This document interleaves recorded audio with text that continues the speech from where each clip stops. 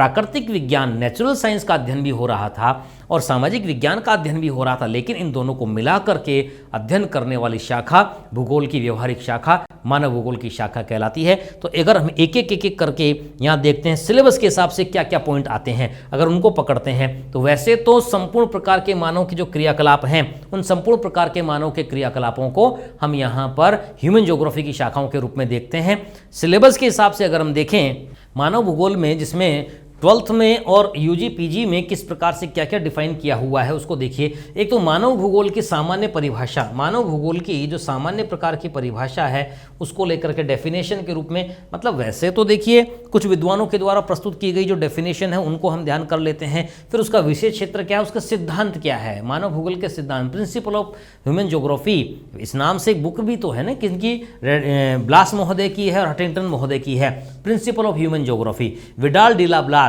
Father of human geography भी कह दिया जाता है, अर्थात कभी कभी उनको मानव भूगोल का जनक भी कह देते हैं, वैसे उनको फाउंडर ऑफ ह्यूमन ज्योग्राफी यानी मानव भूगोल का संस्थापक कहते हैं। तो ये जो इस प्रकार से यहाँ मानव के, देखिए मानव के क्रियाकलापों की शाखाओं का अध्ययन तो हमको करना ही है, लेकिन यहाँ पर पहले एक बार मानव भूगोल के बारे में हमारे सिलेबस में दिया हुआ है, 12th का पार्ट 12वीं का हिस्सा की परिभाषा क्या है, उसका विषय का कार्य क्षेत्र, इस भूगोल का मानव भूगोल का कार्य क्षेत्र क्या है और उसके सिद्धांत यानी प्रिंसिपल क्या है, ठीक है ना। यहाँ पर ये बात दी, एक मानव विकास की अवस्था या मानव विकास की अवधारणा, ये दो हिस्से होते हैं। देखिए ह्यूमन डेवलपमेंट कंसेप्ट, ये 2 पार्ट हैं, इसको 2 पार्ट को इस रूप में समझ ही लीजिए कि वैसे तो अगर आप मानव भूगोल की बात कर रहे हैं, ह्यूमन ज्योग्राफी की बात कर रहे हैं और जहाँ पर ये पॉइंट दिया हुआ है, जहाँ पर ये हिस्सा दिया हुआ है, वह क्रम से तो अगर देखा जाए तो मानव की उत्पत्ति, मानव का विकास कैसे हुआ है, ठीक है ना, इवोल्यूशन ऑफ मैन इवोल्यूशन, मानव का विकास वानर से लेकर के और मानव की जो यात्रा है, इस प्रकार से अगर हम कहें कि भाई ये एक मोटा मोटा स्केलेटन अगर हम लें तो ये जो जीव था ये वानर का स्केलेटन है, और वहीं पर जो मानव में जब परिवर्तन होता है तो उसका बौद्धिक, और अगर हम उसके खोपड़ी को बड़ा होता हुए देखें, सीसी कैरिंग कैपेसिटी की बात करें ना, तो हम मोटा मोटा समझने के हिसाब से ले रहे हैं। तो ये जो परिवर्तन है ये वानर से लेकर के, ये वानर से मानव का परिवर्तन है,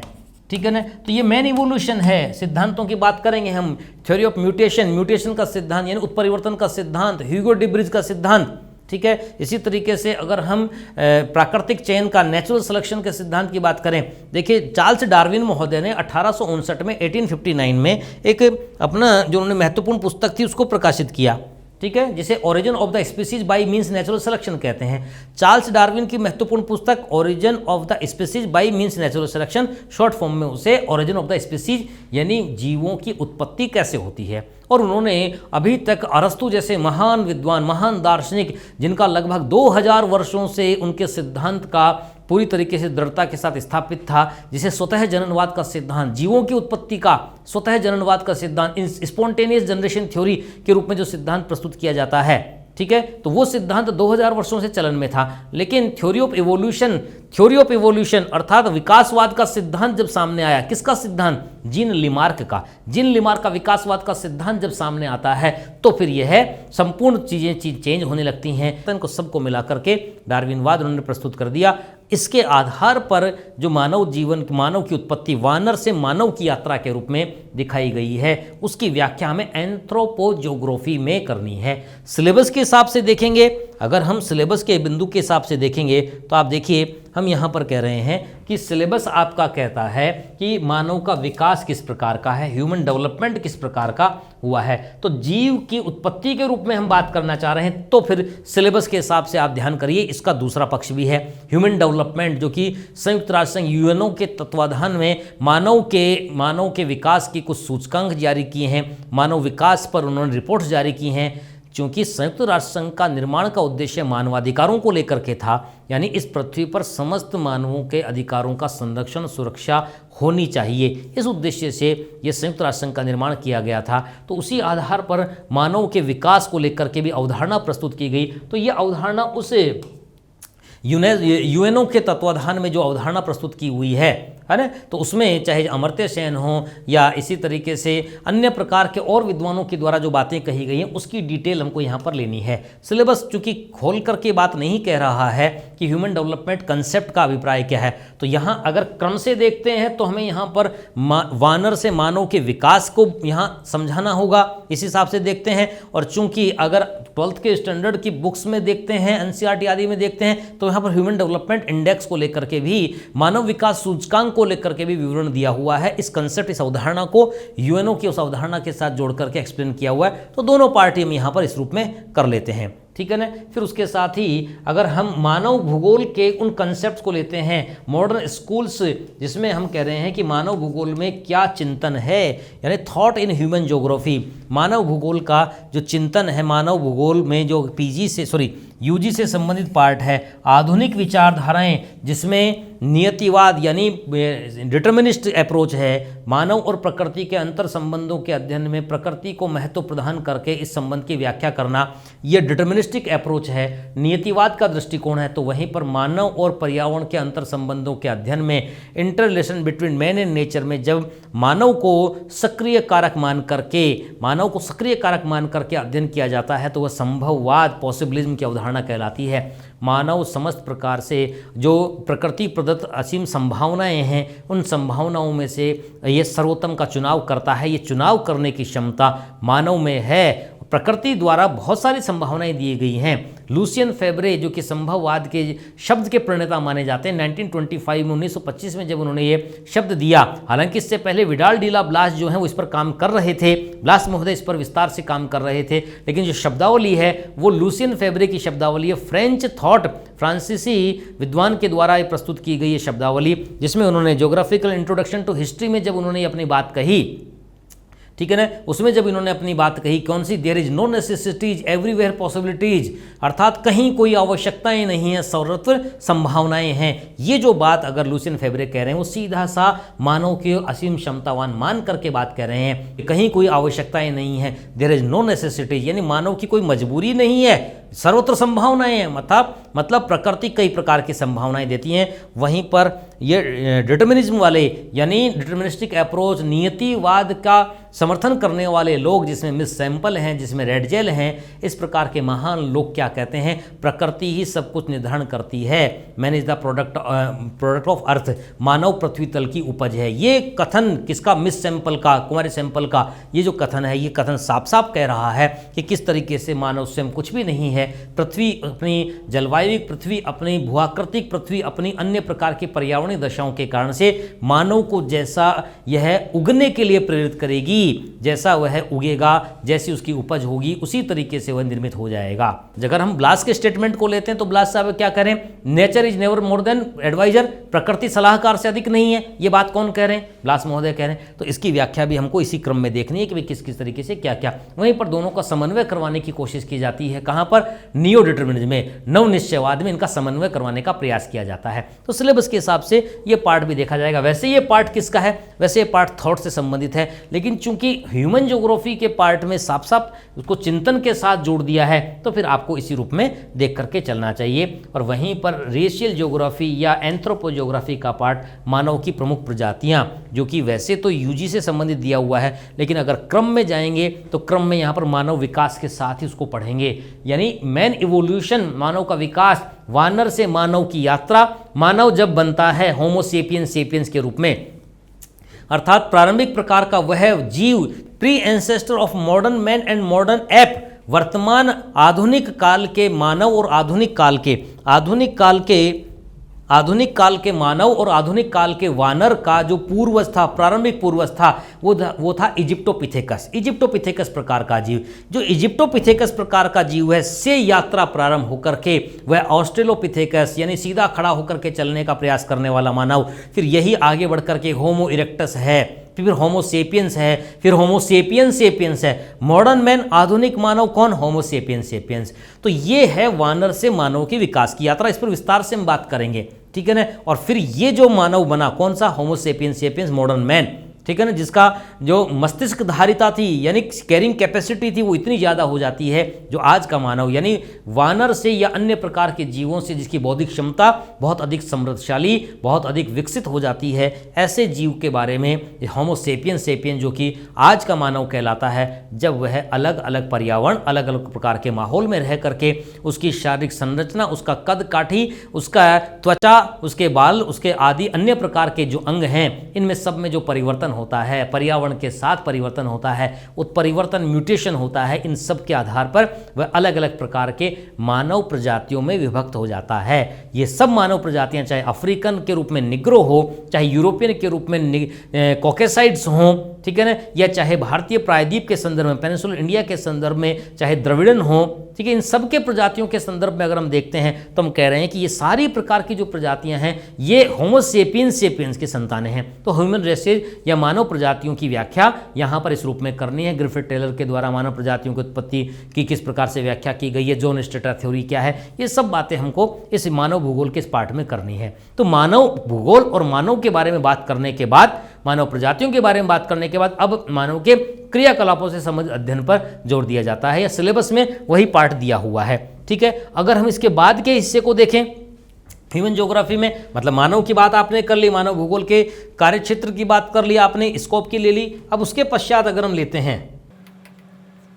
तो देखिए ये जो पार्ट हम ले रहे हैं यहाँ पर, इसमें यहाँ पॉपुलेशन ज्योग्राफी का यानी जनसंख्या भूगोल का, ये जो जनसंख्या भूगोल का पार्ट लिया जा रहा है पॉपुलेशन ज्योग्राफी का, इस पॉपुलेशन ज्योग्राफी में आपने क्रमवार अगर मानव से संबंधित बात कर रहे हैं तो यहाँ पर पीजी से और यूजी से और 12th से संबंधित तीनों प्रकार से आपके सिलेबस में यह हिस्सा शामिल किया हुआ है। एक तो इसमें distribution, density and the growth of the world population, 12वीं में तो यही हिस्सा डाला हुआ है, अर्थात विश्व की जो जनसंख्या की वृद्धि किस प्रकार से हुई है, विश्व की जनसंख्या का किस प्रकार से विकास हुआ है, और विकास मतलब किस तरीके की वह उसमें वृद्धि ग्रोथ हुई है, इसी तरीके से उसका घनत्व यानी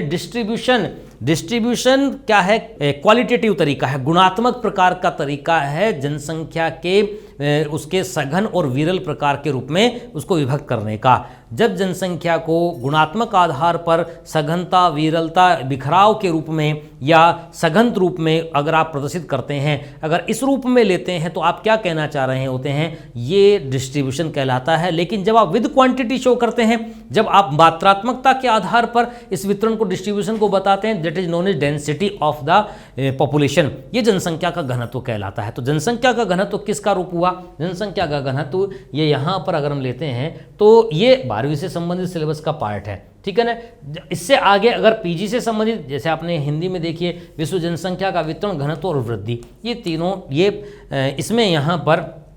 जनसंख्या से संबंधित आपके सिलेबस में जो सिद्धांत हैं, जनसंख्या वृद्धि, जनसंख्या से संबंधित जो सिद्धांत हैं वो क्रमवार यहाँ पर भी पढ़े जा सकते हैं। माल्थस की थ्योरी है और ऑप्टिमम पॉपुलेशन या अनुकूलतम जनसंख्या का सिद्धांत। ठीक है, देखिए इसको थोड़ा सा खोल करके देखते हैं। हम ये कह रहे हैं कि जो पॉपुलेशन ज्योग्राफी है, जनसंख्या भूगोल वाला हिस्सा है, जनसंख्या भूगोल का जो हिस्सा है पॉपुलेशन ज्योग्राफी का, जब आपने मानव के विकास की बात कर ली, मानव के और आधुनिक मानव के रूप में मानव प्रजातियों में होमो सेपियंस सेपियंस की बात कर ली, ठीक है ना, इनकी सबकी बात करने के बाद अब आपको जब मानव के क्वांटिटी, संख्या में वृद्धि होती है तो वो जनसंख्या के रूप में जानी जाती है। तो डिस्ट्रीब्यूशन अगर क्वांटिटी के हिसाब से दिखाया जाता है तो डेंसिटी है, और अगर वैसे सामान्य रूप में दिखाते हैं, जैसे हम आगे चल करके बात करेंगे कि किस प्रकार से विश्व के अत्यंत सघन प्रकार के क्षेत्र हैं, ठीक है ना, एकरमैन के द्वारा जो जनसंख्या का वितरण बताया हुआ है, एडवर्ड एकरमैन ने किस तरीके से और एक्यूमेन और नॉन एक्यूमेन प्रकार के जोन को लेकर के, यानी विश्व के सघन बसावट वाले क्षेत्र, चाहे वो दक्षिण पूर्वी एशिया के हों, यूरोप के हों, या चाहे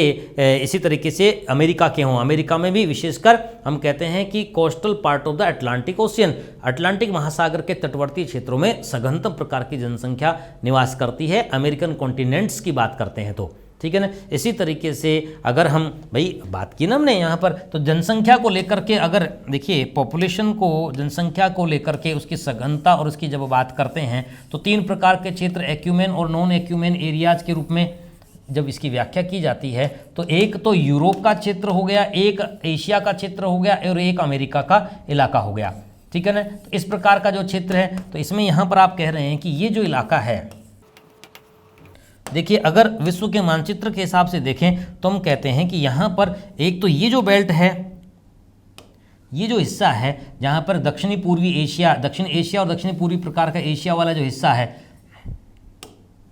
ये जो पार्ट है, इस हिस्से में यहाँ पर एक तो विश्व की जनसंख्या, ठीक है ना, इसी तरीके से ये जो यूरोप का हिस्सा है यहाँ पर सघन जनसंख्या, और इसी तरीके से ये जो पार्ट है जिसमें ग्रेट लेक्स से दक्षिण की ओर का हिस्सा, और यहाँ पर यह जो coastal part of the Atlantic ocean यानी अटलांटिक महासागर का तटवर्ती प्रकार का क्षेत्र, इस तरीके का ये क्षेत्र ये सघनतम बसावट वाले क्षेत्र हैं। उसके अलावा नॉन एक्यूमेन जोन भी हैं जहाँ पर विश्व की जनसंख्या निवास नहीं करती है ना, जहाँ पर प्रतिकूल प्रकार की दशाएं, इसकी व्याख्या इस रूप में कर लेना। तो ये पॉपुलेशन ज्योग्राफी का ये पार्ट इस रूप में माना जाता है, ठीक है ना। तो ह्यूमन ज्योग्राफी के पश्चात पॉपुलेशन ज्योग्राफी वाले इस हिस्से को हम इस रूप में देखेंगे। इसके अलावा यहाँ पर सिलेबस के हिसाब से देखते हैं तो एक तो जनसंख्या स्थानांतरण की प्रवृत्ति यानी माइग्रेशन की जो प्रवृत्ति दिखाई दे रही है, ठीक है ना। माइग्रेशन जो कि पीजी के हिसाब से सिलेबस में दिया हुआ है, जनसंख्या प्रवसन के प्रकार और कारण, ठीक है। ये सिलेबस के हिसाब से सीधा सीधा किन कारणों से, अभी हमने बात की ना कि आकर्षक शक्तियों के परिणामतः है किसी स्थान पर लोगों का इकट्ठा हो जाना, प्रतिकर्षक शक्तियों के परिणामतः वहाँ से चले जाना। इसी तरीके से ये सिद्धांत वैसे तो बहुत सारे हैं, जनसंख्या वृद्धि से संबंधित सिद्धांत बहुत सारे हैं, माइग्रेशन के सिद्धांत भी बहुत सारे हैं, ठीक है ना, प्रवसन के सिद्धांत भी बहुत सारे हैं। सिलेबस में अगर ये पॉइंट दिया हुआ है तो दोनों बातों को अगर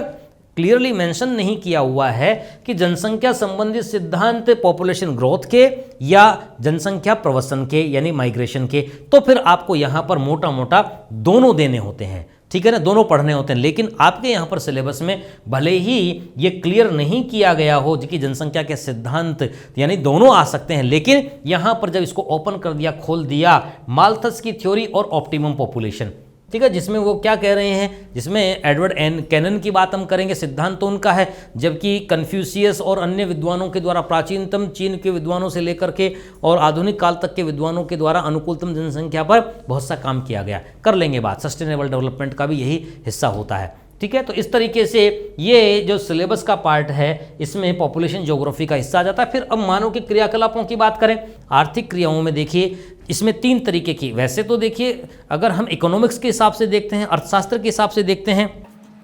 अगर हम इकोनॉमिक्स या अर्थशास्त्र के हिसाब से देखते हैं तो हम ये कह रहे हैं कि उसमें 3 प्रकार की क्रियाएं होती हैं, primary activities, secondary activities, tertiary activities, अर्थात प्राथमिक क्रियाएं, द्वितीयक क्रियाएं और तृतीयक प्रकार की क्रियाएं। जो प्राइमरी एक्टिविटीज होती हैं, प्राथमिक प्रकार की क्रियाएं होती हैं, प्रकृति से जो सीधे सीधे से प्राप्त होने वाली सामग्री है उसके आधार पर, अर्थात वे क्रियाएं, पहली बात तो यूँ लीजिए कि आर्थिक क्रियाएं हैं क्या, वे क्रियाएं जो कि मानव के जीवन निर्वाह के लिए और उसकी उच्च आवश्यकताओं की पूर्ति के लिए, अर्थात मूलभूत आवश्यकताओं और उसकी उच्च आवश्यकताओं की पूर्ति के लिए जो कार्य किया जाता है वो उसका आर्थिक कार्य होगा, ठीक है। इसके लिए जो आय अर्जन की कोशिश की जाती है, ठीक है, वो इनकम जनरेट करने की जो कोशिश की जाती है, ये क्या है, ये आर्थिक क्रिया है। ये 3 तरीके की हुई अकॉर्डिंग इकोनॉमिक्स, अर्थशास्त्र के अनुसार, प्राइमरी, सेकेंडरी, टर्सरी। प्राथमिक प्रकार की क्रिया प्राकृतिक संसाधनों के साथ रह करके प्रत्यक्ष रूप से उनका उपयोग करके जो कार्य किए जाते हैं। द्वितीय प्रकार की क्रिया, इसमें जो मैन्युफैक्चरिंग प्रोसेस किया जाता है, जब प्रकृति प्रदत्त संसाधनों में, प्रकृति प्रदत्त सामग्री में उपलब्ध वैज्ञानिक तकनीक या उपलब्ध जो भी तरकीब है उसके आधार पर उसका मॉडिफिकेशन करते हैं, उसको विनिर्माणक प्रकार की प्रक्रिया कहा जाता है, इसे मैन्युफैक्चरिंग प्रोसेस कहा जाता है। इन विनिर्माणक प्रकार की प्रक्रियाओं के आधार पर, इन विनिर्माणक प्रकार की प्रक्रियाओं के आधार पर क्या किया जाता है, इनके आधार पर ये जो सब कुछ व्याख्या की जाती है इसको हम सेकेंडरी प्रकार की एक्टिविटीज में शामिल करते हैं, अर्थात द्वितीयक प्रकार की, जिसमें इंडस्ट्री आती है, उद्योग आते हैं। फिर तीसरे प्रकार की जो क्रियाएं होती हैं, अदर एक्टिविटीज जो होती हैं, इनको आपस में कनेक्ट करके इनको आपस में विकसित करने, जो सर्विस सेक्टर माना जाता है, ठीक है। ये तो इकोनॉमिक्स की बात हो गई, लेकिन ज्योग्राफी में इनके हम 5 प्रकार की क्रियाएं पढ़ते हैं, प्राइमरी, सेकेंडरी, टर्सरी, क्वाटरनरी और क्वानरी, अर्थात प्राथमिक प्रकार की क्रिया, द्वितीयक प्रकार की क्रिया, तृतीयक प्रकार की क्रिया, चतुर्थक प्रकार की आर्थिक क्रिया और पंचम प्रकार की आर्थिक क्रिया। तो आपके सिलेबस में डायरेक्ट मेंशन किया हुआ है, आप देखिएगा इसमें क्लियरली मेंशन किया हुआ है सिलेबस में आपके यहाँ पर, जिसमें यहाँ पे प्राथमिक यानी 12वीं के सिलेबस की इस पार्ट को ही देख लीजिए आप, यहाँ पर ये प्राइमरी एक्टिविटीज है, सेकेंडरी एक्टिविटीज है और टर्सरी चतुर्थक प्रकार की गतिविधियां हैं। प्राथमिक, द्वितीयक, तृतीयक और चतुर्थक प्रकार की क्रियाएं हैं। वैसे तो 5वीं प्रकार की भी क्रिया होती है, जिनको फिर अब इन क्रियाओं को लेकर के अलग अलग टर्मिनोलॉजी काम में ली गई हैं, शब्दावली काम में ली गई हैं, ठीक है ना। कहीं तो इन्हें पिंक कॉलर वर्कर्स कह रहे हैं टर्सरी प्रकार की क्रिया को, कहीं पर इन्हें ब्लू कॉलर वर्कर्स कह रहे हैं सेकेंडरी प्रकार की क्रिया को। तो अलग अलग प्रकार से जो करेंगे हम विस्तार से बातें इनकी। तो ये इकोनॉमिक एक्टिविटीज, आर्थिक प्रकार की क्रियाएं प्रकृति के कारकों के साथ, भौगोलिक कारकों के साथ अंतर संबंधित करके जो एक्टिविटीज डेवलप हो रही हैं, ये सब कुछ हमें ये इकोनॉमिक ज्योग्राफी यानी जिसे आर्थिक भूगोल का पार्ट कहते हैं उसमें अध्ययन किया जाता है। ठीक है ना। तो 3 पार्ट हो गए ना इसमें। अगर हम यहाँ पर यानी इकोनॉमिक एक्टिविटीज में 3 पार्ट, 3 सिलेबस के हिस्से हैं। इसमें प्राथमिक प्रकार की क्रियाओं से संबंधित जो हिस्सा है वो एग्रीकल्चर ज्योग्राफी का है, यानी जो कृषि भूगोल यानी प्रकृति प्रदत्त प्रकार की सामग्री के साथ उसके जीवन निर्वाह संबंधी और व्यापारिक प्रकार के उद्देश्य के साथ जो काम किए जा रहे हैं वो कृषि का कार्य, उसको लेकर के हम एग्रीकल्चर ज्योग्राफी यानी कृषि भूगोल का पार्ट पढ़ते हैं। सेकेंडरी प्रकार की, दूसरी प्रकार की क्रिया इंडस्ट्री की है यानी औद्योगिक प्रकार की क्रिया है। तो औद्योगिक प्रकार की क्रिया में आपका सिलेबस में जो दिया हुआ है वो एक ही पॉइंट दिया हुआ है, विश्व के प्रमुख औद्योगिक प्रदेश। ठीक है ना। एक दिया हुआ है पीजी में इंडस्ट्रियल लोकेशन, औद्योगिक अवस्थिति के सिद्धांत, उसमें वेबर का सिद्धांत है जो कि लीस्ट कॉस्ट थ्योरी कहलाता है, न्यूनतम लागत सिद्धांत कहलाता है। ठीक है। वेबर का सिद्धांत जो कि जिसमें उन्होंने बताया कि किसी भी उद्योग को कहाँ लगाया जाए, ठीक है, इंडस्ट्रियल लोकेशनल थ्योरी के रूप में जाना जाता है, वहाँ लगाया जाता है जहाँ पर उद्योगपति की न्यूनतम लागत आती है। न्यूनतम लागत प्राप्त करने के लिए वो आइसोडोपेन की बात करते हैं। न्यूनतम लागत की व्याख्या करने के लिए किसकी बात करते हैं, वो आइसोडोपेन यानी सम परिवहन लागत रेखाओं की बात करते हैं, कुल सम परिवहन लागत रेखाओं की बात करते हैं कि किस तरीके से। तो औद्योगिक अवस्थिति में सिलेबस में एक ही नाम दिया हुआ है, वेबर महोदय का। ठीक है ना। वैसे तो और भी बहुत सारे सिद्धांत होते हैं लेकिन आपके सिलेबस में केवल यही एक सिद्धांत दिया हुआ है। ठीक है। और फिर उसके साथ ही इंडस्ट्रियल जो रीजन्स हैं, औद्योगिक प्रकार के प्रदेश विश्व के, उनकी बात करनी होती है क्योंकि पॉइंट वही दिया हुआ है आपके। ठीक है। और इसी क्रम में अगर हम आते हैं तो यहाँ पर दूसरे प्रकार का तो उद्योग हो गया, तीसरा हो गया ट्रांसपोर्ट का, परिवहन का। तो परिवहन के संदर्भ में हमारे सिलेबस में क्या दिया हुआ है, देखिए परिवहन के संदर्भ में यहाँ पर ये ट्रांसपोर्ट सिस्टम, टेलीकम्युनिकेशन और ट्रेड व्यापार का दिया हुआ है। प्राथमिक प्रकार की क्रियाओं में एग्रीकल्चर का पार्ट है, द्वितीयक प्रकार की क्रियाओं में इंडस्ट्री से संबंधित पार्ट सिलेबस में है और तृतीयक प्रकार की क्रियाओं में आपके परिवहन, संचार, transport, communication and the trade, व्यापार के संदर्भ में ये फैक्चुअल चीज़ें हैं जिन पर विचार कर लेना है कि स्थल परिवहन कौन से, रेल परिवहन कौन से, वायु परिवहन कौन से, जल परिवहन कौन से। भले ही एक शब्द दे रखा हो लेकिन पूरा फैक्चुअल पार्ट यहाँ पर आ जाता है। सभी प्रकार के स्थल, जल और वायु प्रकार के परिवहन, स्थल में सड़क और रेल परिवहन आ जाते हैं, वायु परिवहन तीसरा जो होता है, और इसी प्रकार से ये जल परिवहन में ये नहर परिवहन तंत्र आ जाता है, नदी परिवहन तंत्र आ जाता है, समुद्री परिवहन तंत्र आ जाता है, झील परिवहन तंत्र आ जाता है। ठीक है। ये सारा फैक्चुअल पार्ट हमको यहाँ पर देखना है। इस जगह भले ही एक शब्द दे रखा है ट्रांसपोर्ट, परिवहन, लेकिन परिवहन में ये सारी बातें देखी जाएंगी। ठीक है ना। तो इस तरीके से इकोनॉमिक एक्टिविटीज यहाँ पर न केवल यह है प्राइमरी, सेकेंडरी, टर्सरी संबंधित हो गया, तो प्राइमरी का या प्राथमिक प्रकार के आर्थिक क्रियाओं के पार्ट को अगर हम लेते हैं तो यहाँ देखिए ये इस प्रकार से एग्रीकल्चर का अलग से भी यूनिट दिया हुआ है, अलग से यूनिट यहाँ पर दिया हुआ है। इसमें यहाँ आपको एक तो यहाँ पर 2-3 बातें हैं। एक तो ये सीधा सा कि विश्व के कृषि प्रदेश, यानी यहाँ पर आपको विटलेसी के बारे में पढ़ना है, यानी agriculture region of the world, जो कि विटलेसी महोदय ने, डेरवेंट विटलेसी, अमेरिका के महान भूगोलवेता डेरवेंट विटलेसी, वैसे तो राजनीतिक भूगोल के संदर्भ में भी उनको याद किया जाता है लेकिन एग्रीकल्चर के संदर्भ में उनको ज़्यादा याद करते हैं। तो उनके द्वारा प्रस्तुत किए हुए जो 13 कृषि प्रदेश हैं उनकी व्याख्या करना और अन्य प्रकार के विद्वानों का भी विवरण यहाँ पर हम ले लेते हैं। ठीक है ना। इसी तरीके से पीजी वाले पार्ट में 12वीं के लेवल पर एग्रीकल्चर ज्योग्राफी में कोई हिस्सा नहीं है। ठीक है। वहीं पर वानथुनेन के संदर्भ में जो ये लैंड यूटिलाइजेशन या लैंड यूज पैटर्न बताया हुआ है, कृषि का भूमि उपयोग प्रारूप, जो व्याख्या 1820 के दशक में वानथुनेन महोदय के द्वारा, जर्मन विद्वान के द्वारा की गई, उसकी व्याख्या हमें यहाँ पर सिलेबस में साफ साफ लिखा हुआ है। तो जो उनके द्वारा कोसेंट्रिक रिंग, अर्थात जो वे प्रारंभिक विद्वान जिन्होंने मात्रात्मकता का, मॉडल्स का, प्रतिमान का उपयोग करके भूगोल में इस प्रकार की चर्चा की कि किस तरीके से ये क्वांटिफिकेशन मेथड्स यूज किए जा सकते हैं, ये उन प्रारंभिक विद्वानों में एक माने जाते हैं वानथुनेन। ठीक है ना। तो उनका कृषि भूमि उपयोग का सिद्धांत यहाँ पर देख लेंगे, कहाँ कहाँ पर क्या क्या इनके कौन से सूत्र काम में ले रहे हैं, और वह क्वेश्चन ट्रिगरिंग सकेंद्रीय प्रकार की पेटियाँ कौन कौन सी बता रहे हैं कि नगर केंद्र के पास किस प्रकार की यह कृषि का प्रारूप पाया जाता है, और नगर से दूर होते हुए कृषि प्रारूप, कृषि की गहनता सघनता में कमी आती जाती है, अलग अलग प्रकार के रूप में कृषि के कार्य विकसित होते जाते हैं। इसकी व्याख्या उन्होंने अपने रूप में की है। हाँ, इस सकेंद्रीय प्रकार के सिद्धांत को नगरीय भूगोल में अर्बन ज्योग्राफी वाले पार्ट में भी हम वहां पर जो बर्गेस का सिद्धांत है, यानी नगर विकास का सिद्धांत, बर्गेस की थ्योरी, ठीक है ना, सकेंद्रीय वाला सिद्धांत, वो इसी से प्रेरणा लेकर के वो सिद्धांत निर्मित किया गया है। ठीक है, तो यहाँ पर हम देखते हैं कि इसी प्रकार से दो पार्ट जो हैं ये भारत के भूगोल से लिए हुए हैं, एग्रो फॉरेस्ट्री का पार्ट और ग्रीन रिवोल्यूशन का पार्ट। हरित क्रांति का हिस्सा भारत में कृषि वानिकी एग्रो फॉरेस्ट्री का पार्ट, अर्थात फॉरेस्ट्री यानी सामाजिक वानिकी का हिस्सा जो है, अर्थात सामाजिक वानिकी में एक हिस्सा है एग्रो फॉरेस्ट्री यानी कृषि वानिकी का, उसके पार्ट को भी यहाँ पर हमको विस्तार से थोड़ा सा देखा। तो यहाँ पर अगर हम इस पर विचार करें,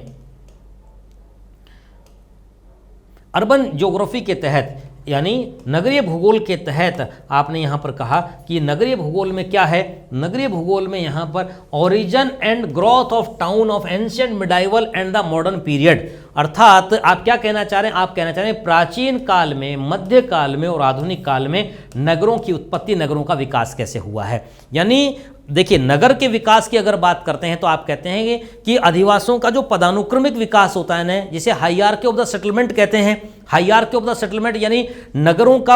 अधिवासों का पदानुक्रमिक विकास ग्रामीण क्षेत्र से लेकर के, अर्थात गांव से लेकर के और नगर के रूप में, फिर नगर से महानगर, महानगर से सन्नगर की संकल्पना, ये क्या है, ये है नगरों का पदानुक्रमिक विकास। सिलेबस में आपके यहाँ पर इसे अधिवासों के पदानुक्रमिक विकास में ग्रामीण प्रकार के अधिवास के संदर्भ में कुछ नहीं दिया हुआ है। यहाँ पर केवल आपके एक तो प्राचीन, मध्य और आधुनिक काल में नगर किस प्रकार से विकसित हुई इनकी व्याख्या की हुई है, और एक ये अर्बन प्लानिंग का पार्ट और एक अमलैंड सिद्धांत, अर्थात नगर का प्रभाव क्षेत्र जो होता है, नगर के चारों ओर जितना आकर्षक नगर का कारक होता है, जितने वहां पर सुविधाएं उपलब्ध होती हैं, उसके आसपास उसका प्रभाव क्षेत्र, इन्फ्लुएंस एरिया, नगर का प्रभाव क्षेत्र उतना ही विस्तृत होता है, उसे अमलैंड के रूप में कहा जाता है। तो आपके सिलेबस में यहाँ पर अर्बन ज्योग्राफी में यही पॉइंट दिए हुए हैं, जिनको इन सिलेबस के हिसाब से बात करेंगे तो बहुत जल्दी निपट जाने वाला पार्ट होता है स्कूल लेक्चरशिप वाला, ठीक है ना। वैसे तो अर्बन ज्योग्राफी में यह बहुत विस्तार से बहुत सारी चीज़ें समझाई जाती हैं,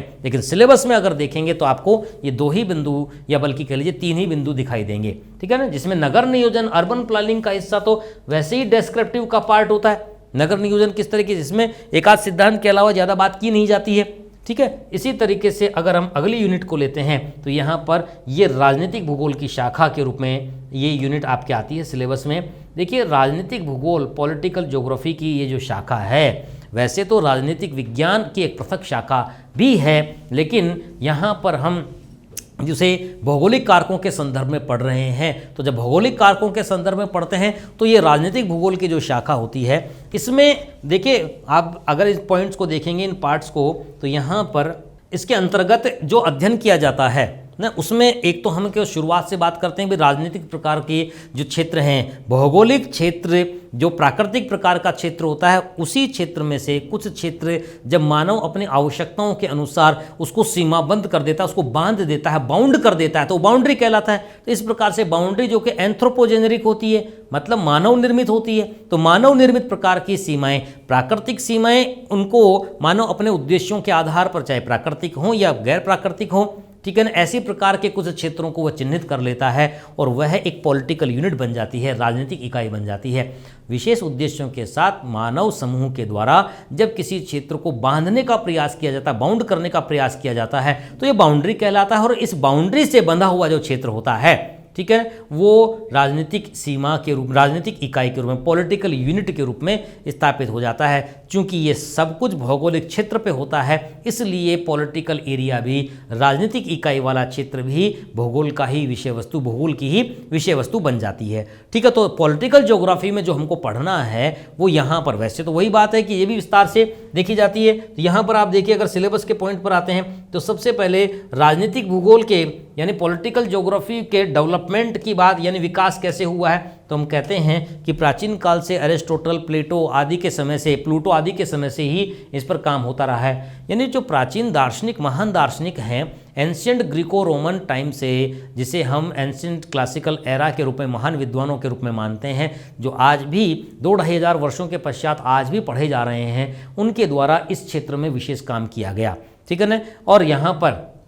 यहाँ राजनीतिक भूगोल के विकास को वहाँ से लेते हैं और किस तरीके से आधुनिक काल में राजनीतिक, इमैनुअल कांट के द्वारा राजनीतिक भूगोल को अलग रूप में व्याख्या प्रस्तुत की गई। फिर आधुनिक विद्वानों में अगर हम और चलते हैं, 18वीं सेंचुरी में, 18वीं शताब्दी में आते आते जर्मन जो चिंतन था, जर्मन थॉट था, जर्मन स्कूल था, वहाँ पर राजनीतिक सीमाओं के आधार पर भी शुद्ध भूगोल से हट करके, रेने ज्योग्राफी से हट करके राजनीतिक सीमाओं वाले क्षेत्र की ओर भूगोल का रुझान दिखाई देता है, भूगोलवेताओं का रुझान दिखाई देता है, जिसमें प्रारंभिक प्रकार का रुझान जर्मन जो चिंतक थे उनका नजर आता है। अर्थात जो ज्योग्राफिकल एरियाज को पॉलिटिकल एरियाज में, यानी राजनीतिक प्रकार के सीमावर्ती क्षेत्रों में बांट करके अध्ययन कर रहे हैं, उसकी बात हमको यहाँ पर करनी है। इसीलिए देखिए, एंथ्रोपोजियोग्राफी यानी जो रेडजेल महोदय के द्वारा मानव भूगोल का ग्रंथ लिखा गया, इस मानव भूगोल के ग्रंथ में, इस ह्यूमन ज्योग्राफी के ग्रंथ में, उसमें उन्होंने डार्विनवाद का उपयोग करते हुए उसे मानव पर लागू किया, उसे मानव समाज पर लागू किया। इसलिए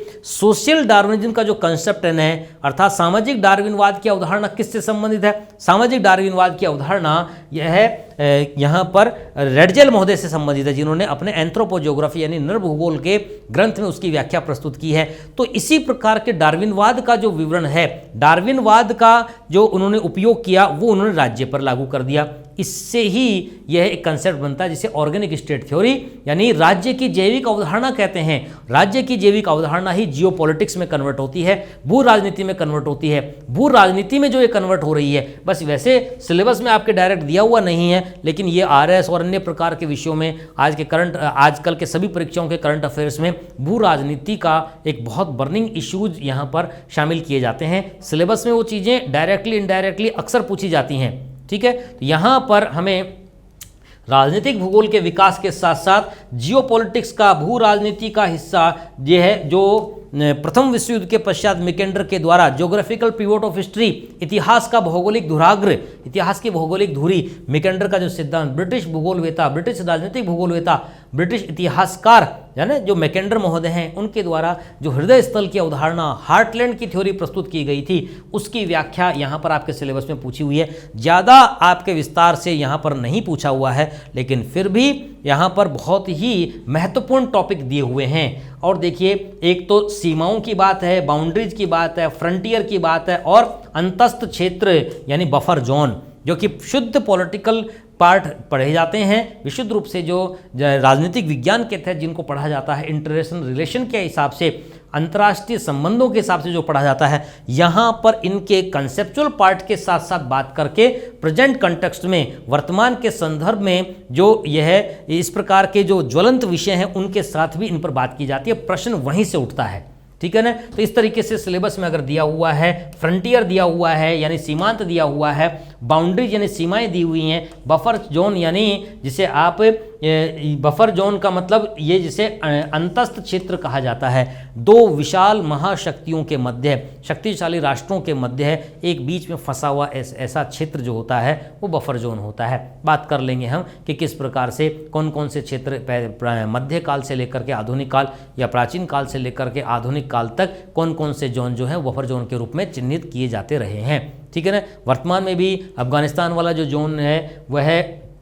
इस दृष्टि से, परीक्षा की दृष्टि से महत्वपूर्ण बनता है, क्योंकि वह भी ब्रिटिश एम्पायर यानी जो ब्रिटेन का साम्राज्य था, अंग्रेज साम्राज्य था, और जो रशियन एम्पायर था, उसके मध्य में बफर जोन के रूप में रहा है। अफगानिस्तान का क्षेत्र उसी तरीके का क्षेत्र है, ठीक है, तो ये जो पार्ट है इसको आपको इस रूप में ध्यान रखना। एक यहाँ पर यूनिक बात आपको दिखाई देगी, एक यूनिक पॉइंट है, ये सिलेबस में आपके केवल और केवल आरपीएससी के स्कूल लेक्चरशिप फर्स्ट ग्रेड के सिलेबस में है, न तो ये नेट जीआरएफ में है, न ये आईएएस में है, न असिस्टेंट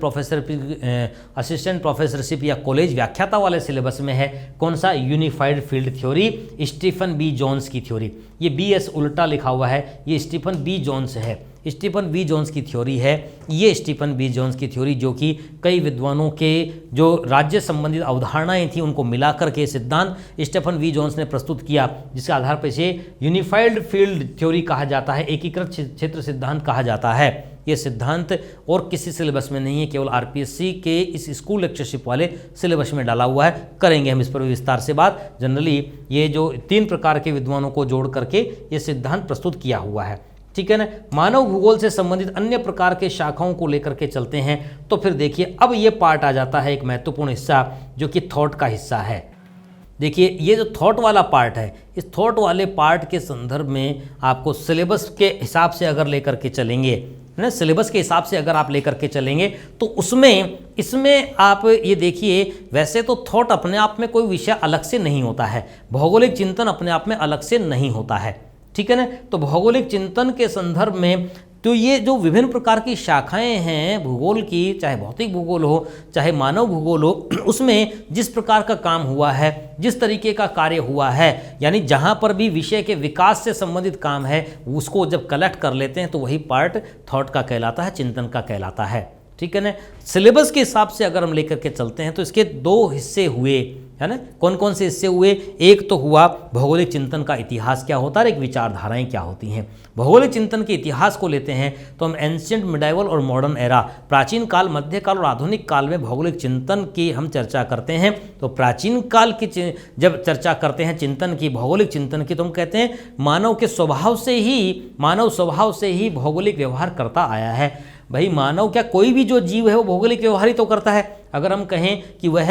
अपने अनुकूल स्थानों का चुनाव करना, जो उसके लिए अनुकूल है उन स्थानों का चुनाव करना, जो प्रतिकूल स्थान उनको त्याग देना, इस प्रकार की उसकी व्यवस्था रही है, ठीक है। तो ऐसी स्थिति में हम कहते हैं कि ऐसी स्थिति में वह भौगोलिक प्रकार का जो व्यवहार है उसका, वो चिंतन तो उस जीव के माइंड में भी है, और जीवों में सर्वश्रेष्ठ जीव मानव है, तो मानव का भौगोलिक चिंतन तो सर्वश्रेष्ठ चिंतन होगा। तो हम ये कह रहे हैं कि प्राचीन काल में यहाँ पर एक तो इसमें भूगोल की परिभाषा, डेफिनेशन, स्कोप और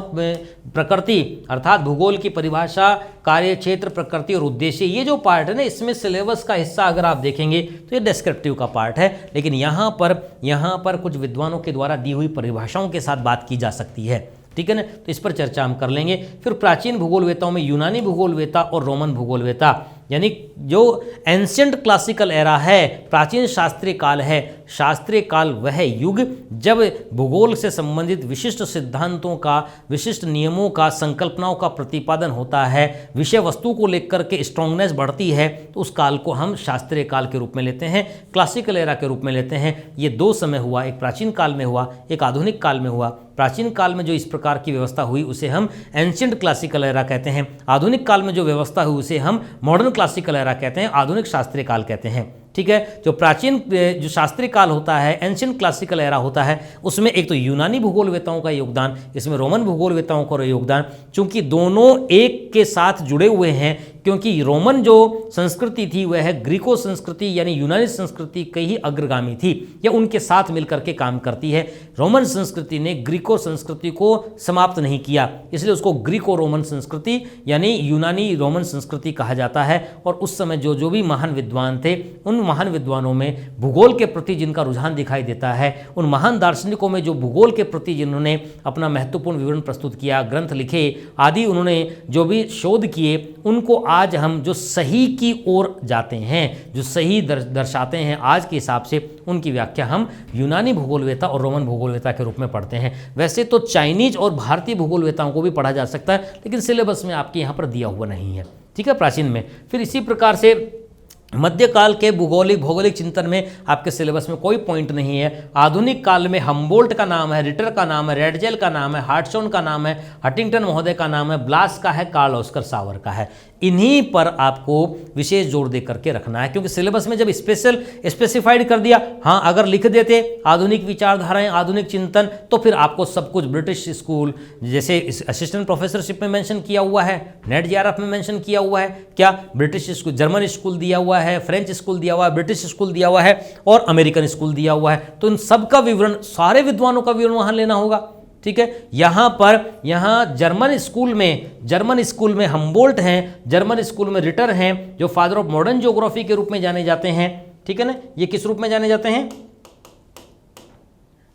ये जाने जाते हैं आधुनिक भूगोल, ये जो कि मॉडर्न क्लासिकल एरा से संबंधित है, आधुनिक शास्त्रीय काल से संबंधित है। इन्हें आधुनिक भूगोल का जनक कहा जाता है। आधुनिक क्रमबद्ध का भूगोल का जनक हम्बोल्ट हैं। आधुनिक प्रादेशिक भूगोल के जनक कार्ल रिटर महोदय हैं। फादर ऑफ मॉडर्न ज्योग्राफी के रूप में हम्बोल्ट और रिटर हैं। फादर ऑफ मॉडर्न जो सिस्टमेटिक ज्योग्राफी हैं वो अलेक्जेंडर वॉन हम्बोल्ट हैं। Father of modern regional geography के रूप में कार्ल रिटर हैं। तो ये जो पार्ट है, इसी तरीके से मानव भूगोल के जनक या फ्रेडरिक रैडजेल हैं। ये तीनों को कभी कभी मुख्यतया तो रिटर को और हम्बोल्ट महोदय को ही आधुनिक शास्त्रीय काल का हिस्सा माना जाता है। कुछ विद्वान रैडजेल महोदय को भी आधुनिक शास्त्रीय काल का हिस्सा मानते हैं, लेकिन ये जर्मन थॉट, जर्मन चिंतन, जर्मन स्कूल से संबंधित है। तो 3 आपके सिलेबस में ये नाम दिए हुए हैं। ठीक है ना, कौन कौन? हम्बोल्ट महोदय, रिटर महोदय, रैडजेल महोदय। ठीक है, वहीं पर अगर फ्रेंच स्कूल को लेते हैं, संभववाद के संदर्भ में जो विद्वान माने जाते हैं, उनमें एक विद्वान आपके सिलेबस में दिए हुए हैं, जिनको लेकर के हम ब्लास महोदय की बात करते हैं। Widal de la BLAS, विडालियन school, ब्लासियन school या फ्रेंच स्कूल। आप सोचिए, एक व्यक्ति का इतना ज़बरदस्त प्रभाव कि पूरे फ्रांसीसी विद्वानों को, फ्रेंच थॉट को, फ्रेंच स्कूल को विडालियन स्कूल या ब्लासियन स्कूल तक कहा जाता है। तो ये अपने आप में उस महान व्यक्ति, उस महान भूगोलवेता, जिसे हम फाउंडर ऑफ ह्यूमन ज्योग्राफी, मानव भूगोल का संस्थापक कहते हैं, उस संदर्भ में उनको ध्यान कर लेते हैं। इसी तरीके से अगर हम फ्रेंच स्कूल के पश्चात देखिए अमेरिकन स्कूल और अन्य विद्वानों की बात करते हैं, तो इसमें 2-3 विद्वान और हैं जिनको आप उसी के संदर्भ में रिचर्ड हार्टशॉन की बात करते हैं और ये हटिंगटन महोदय की बात करते हैं। ठीक है, और कार्ल ऑस्कर सावर। ये 3 विद्वान जो हैं, ये आधुनिकतम महान विद्वानों में इनका स्थान है। इनकी रचनाएं अक्सर एग्जाम्स में पूछी जाती हैं। इनके जो कंसेप्चुअल कंट्रीब्यूशन है, इनका जो सैद्धांतिक और जो इनका संकल्पनात्मक प्रकार का योगदान है भूगोल में, उस योगदान को ध्यान रखा जाता है। ठीक है, तो इस तरीके से मोटा मोटी इसमें यहाँ पर इन विद्वानों की चर्चा करनी है। फिर पीजी के हिसाब से देखते हैं, क्योंकि देखिए 12th के हिसाब से आपको यहाँ पर कुछ नहीं दिखाई देगा, 12वीं के हिसाब से यहाँ पर थॉट में, क्योंकि ये जो पार्ट है ये हायर एजुकेशन का पार्ट है। थॉट का हिस्सा जो है उच्च शिक्षा का हिस्सा है। सामान्य भूगोल के अध्ययन में इसको नहीं पढ़ा जाता है। ठीक है, हायर एजुकेशन में, पीजी में, पोस्ट ग्रेजुएशन में, यानी एमए एमएससी वाले पार्ट में यहाँ पर आपके जो सिलेबस में दिया हुआ है, ड्यूलिज्म इन ज्योग्राफी, भूगोल में द्वैतवाद, ड्यूलिज्म इन ज्योग्राफी, जब विचारधाराओं के मध्य परस्पर आपस में खींचतान नजर आती है, भूगोल में अध्ययन क्षेत्र, भूगोल में उसकी प्रकृति, भूगोल में विषय वस्तु, भूगोल में विचारधाराओं के मध्य में अगर आप साइड में खींचतान नजर आती है, उसे द्वंद्ववाद या द्वैतवाद कहा जाता है। वाद यानी विचारधाराओं में मतभेद, द्वंद्व होना द्वंद्ववाद कहलाता है, ड्यूलिज्म इन ज्योग्राफी कहलाता है। इसको भी विस्तार से देखना होगा कि कौन कौन सी जगह पर कहाँ पर पूरे भूगोल में द्वंद्व दिखाई देता है, कहाँ पर मतभेद नजर आते हैं। ठीक है ना, एक बिहेवियरल ज्योग्राफी का पार्ट, बिहेवियरलिज्म, परिवेश के ज्ञान के आधार पर ही व्यक्ति का व्यवहार निर्धारित होता है के संदर्भ में बिहेवियरल ज्योग्राफी का पार्ट, बिहेवियरलिज्म, व्यवहारवाद से संबंधित जो शाखा है, उसको भी यहाँ पर आपके सिलेबस में अलग से मेंशन किया हुआ है।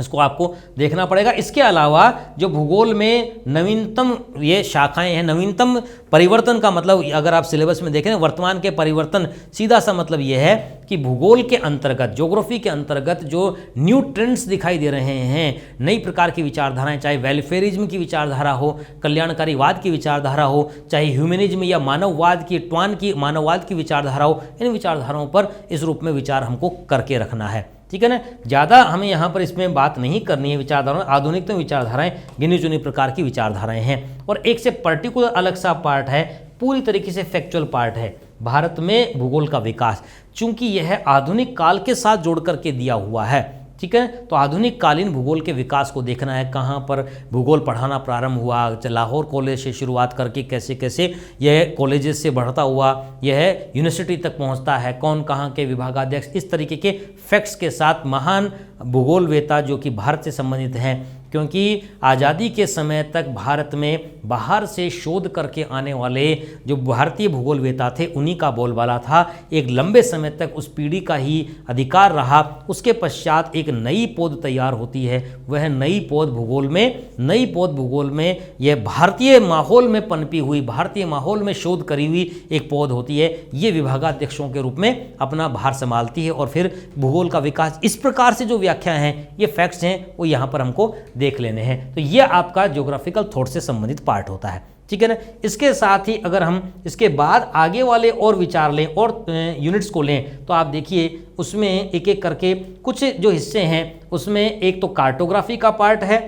कार्टोग्राफी, मानचित्र कला कार्टोग्राफी का पार्ट क्या है? देखिए मानचित्र कला, इसमें हम क्या लेते हैं, यानी भूगोल में चूंकि पृथ्वी का अध्ययन किया जाता है, ठीक है, तो संपूर्ण पृथ्वी के अध्ययन के तहत, संपूर्ण प्रकार की पृथ्वी के अध्ययन के तहत हम जब उसे अध्ययन योग्य समतल सतह पर प्रदर्शित करते हैं तो उसकी व्याख्या मानचित्रों के आधार पर करते हैं। चुनौती है, जबरदस्त चुनौती। किस बात की चुनौती है? इस बात की चुनौती है कि त्रिआयामी प्रकार की जो 3D प्रकार की पृथ्वी की सतह है,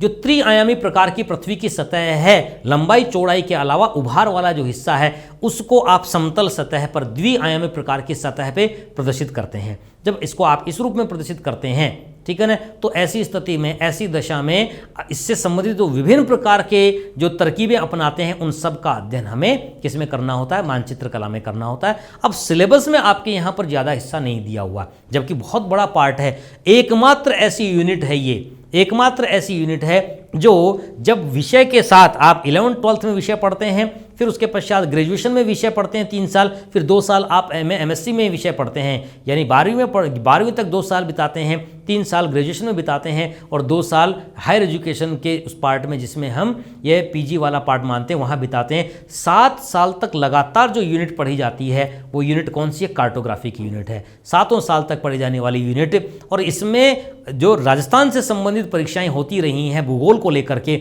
उसमें बहुत सारे प्रश्न आते हैं। भले ही सिलेबस में आपके कई कम पॉइंट दिए हुए हों यहाँ पर, लेकिन बहुत सारे प्रश्न हमेशा आते रहे हैं। बहुत महत्वपूर्ण पार्ट है क्योंकि 7 साल तक पढ़ा जाता है ना ये पार्ट, इसलिए इसमें आपके प्रश्न आपको इसी रूप में तैयार करके रखने हैं। सिलेबस के हिसाब से अगर देखें आप, इसमें देखिए इसके सिलेबस के हिसाब से अगर आप देखें तो स्केल या मापनी, अर्थात सबसे पहला प्राथमिक काम आपको मापने के बारे में पढ़ना, स्केल के बारे में पढ़ना। चूंकि